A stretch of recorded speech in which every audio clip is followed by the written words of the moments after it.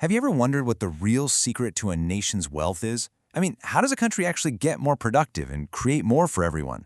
Well, according to one of history's most famous economists, Adam Smith, the answer isn't just about working harder, it's about working smarter. And believe it or not, it all starts with something as simple as a pin. All right, so here's how we're going to break this down. First, we'll get into Smith's big idea, specialization. Then, we'll take a trip to his famous pin factory to see it in action.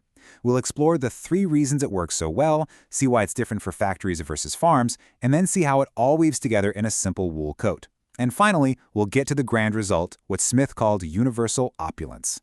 So right at the beginning of his masterpiece, The Wealth of Nations, Adam Smith makes this huge claim. He says the single greatest leap forward in human productivity all comes down to one core concept. He calls it the division of labor. And really, it's a simple but totally revolutionary idea. Instead of one person trying to do a whole job from start to finish, you break that job down into tiny, simple tasks and have different people specialize in each one. And he does not mess around. Listen to his words here. For Smith, this isn't just some minor factor. No, this is the foundational key, the absolute engine of economic progress and prosperity. He puts it right up front. Now, to make his point absolutely crystal clear, Smith does something brilliant. He doesn't pick some huge, complex industry. Nope. He chooses what he calls a trifling manufacture, making pins, because it's so simple that the effects of specialization become ridiculously, staggeringly obvious. So first, let's get a baseline. Imagine you're trying to make a pin all by yourself, doing every single step. Smith says that an untrained worker doing this would be lucky to make even one single pin in a whole day. He says they definitely couldn't make 20. But here's the thing. Making a pin isn't one job. It's actually a whole series of distinct operations, about 18 of them. One person just draws the wire, another one just straightens it, a third just cuts it, a fourth just points it, and on and on. In the factory, each of these tiny steps is one person's entire job. So Smith talks about visiting this one little workshop. It only had 10 men working there. He makes a point to say they were poor and the machinery they had wasn't even that great. So, what happens when you take these 10 guys and have them specialize? The result is it's astronomical. Together, those 10 men could churn out 48,000 pins in a single day. That's an average of 4,800 pins for each worker. So you go from maybe making 1 pin a day to effectively producing 4,800. That's not just a small improvement. That's a productivity explosion. So how on earth is that even possible? Well, Smith doesn't just show us the what, he explains the why. And he breaks down this incredible jump in output into 3 clear reasons.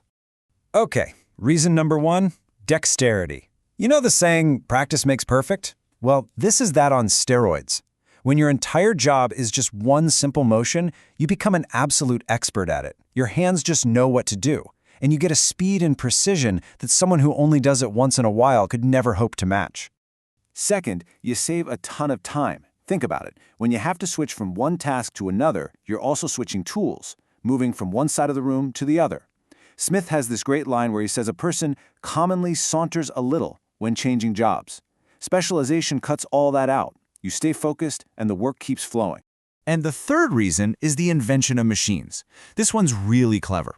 When a worker's entire focus is on one simple task, they're the ones who are perfectly positioned to think, there's got to be an easier way to do this. They're the ones who invent the little gadgets and machines to make their specific job faster. So you've got dexterity, time saving, and innovation.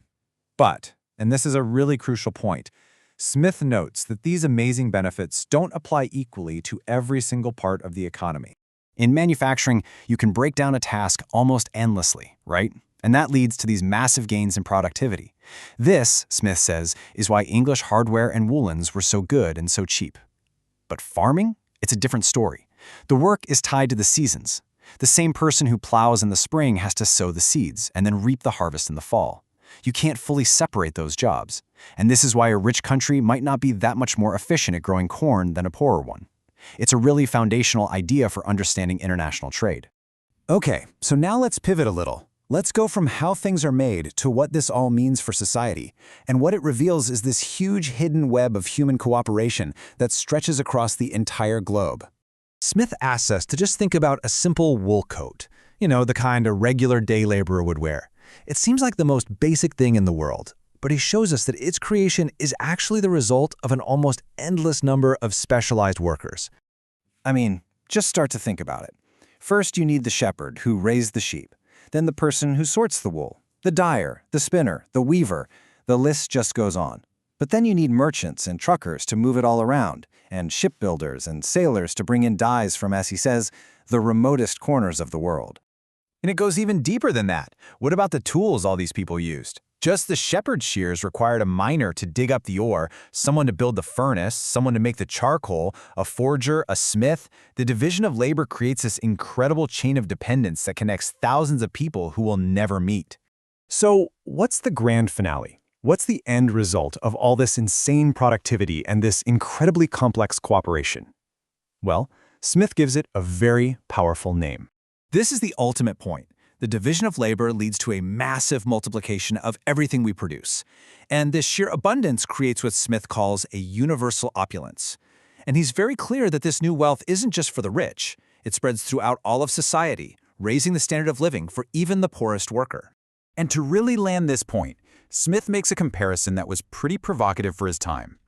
He argues that the standard of living, the accommodation, of an ordinary European worker with his simple wool coat and glass in his windows is actually far greater than that of a powerful African king who, despite his absolute authority, simply doesn't have access to this massive cooperative productive system. And that leaves us with one last thought. Smith's pin factory, that was just the very beginning.